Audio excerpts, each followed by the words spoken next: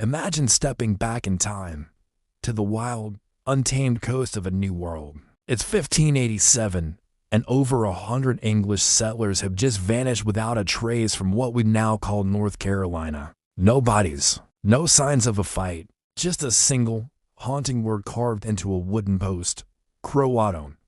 This isn't just a campfire story. It's America's oldest and most baffling unsolved mystery. This grand, ambitious dream began with Queen Elizabeth I. She envisioned an English foothold in the New World, a beacon of her empire across the vast Atlantic. The famous explorer Sir Walter Raleigh, a favorite of the Queen, took up the challenge, sponsoring several expeditions. In 1587, his most ambitious plan took shape. A group of 117 men, women, and even children boarded ships, their hearts filled with hope.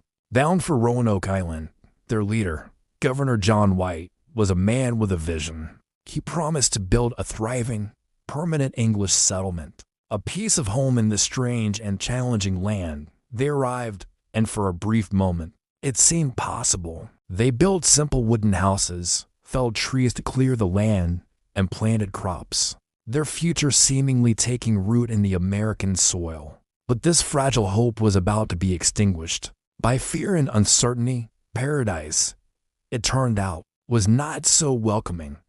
The colony's precious supplies quickly dwindled. The crops they planted struggled in the unfamiliar soil. Tensions grew, and clashes erupted with some of the local Native American tribes, who were understandably wary of these new arrivals. The situation grew desperate. Governor John White made a difficult choice. He would sail back to England to gather more supplies and reinforcements. He promised a swift return, leaving behind his own daughter and granddaughter, Virginia Dare, the first English child born in the Americas.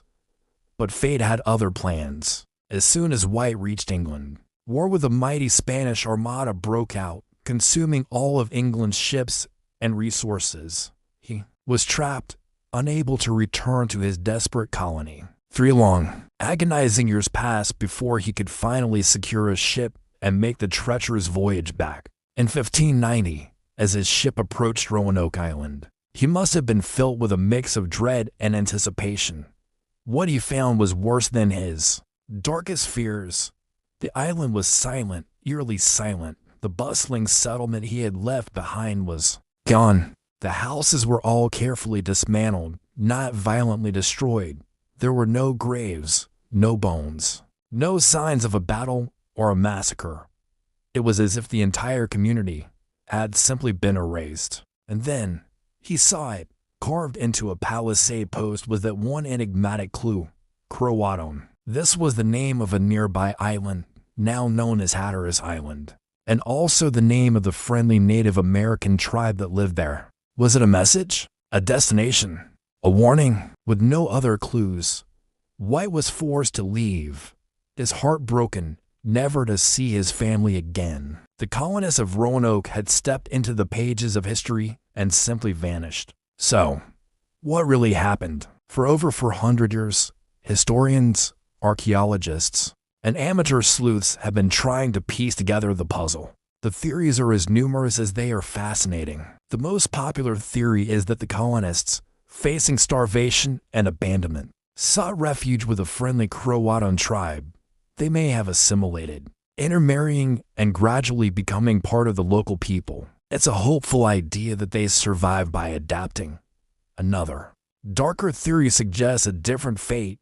Perhaps disease swept through the colony, or a brutal hurricane destroyed their settlement, forcing the survivors to scatter.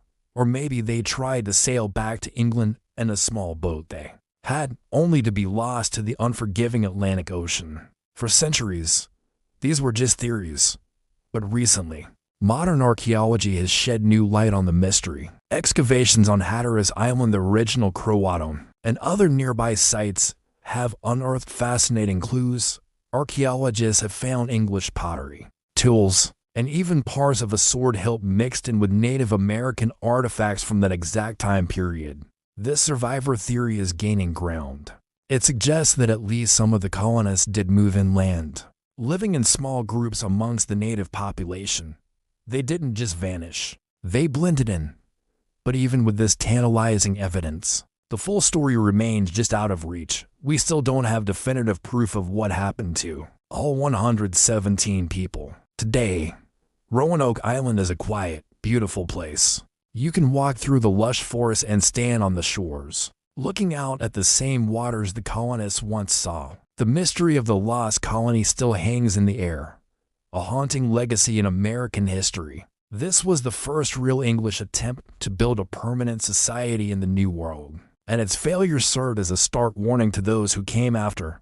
Just a few years later, when the Pilgrims landed at Plymouth, they were acutely aware of the Roanoke story. They learned from its failures, understanding the critical need for good relations with native peoples, better planning, and self-sufficiency. In a way, the disappearance of Roanoke helped pave the way for the successful colonies that would eventually become the United States of America. And still, that single word echoes through time: CROATOAN. Maybe someday, the land itself will give up its final secrets. Perhaps a new discovery will finally solve this centuries-old puzzle.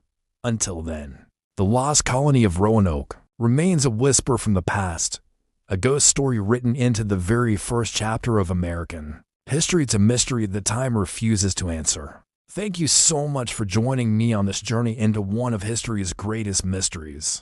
If you enjoyed this video, please give it a thumbs up and consider subscribing for more deep dives into the past. Let me know your own theories in the comments below. I'd love to hear them. See you next time.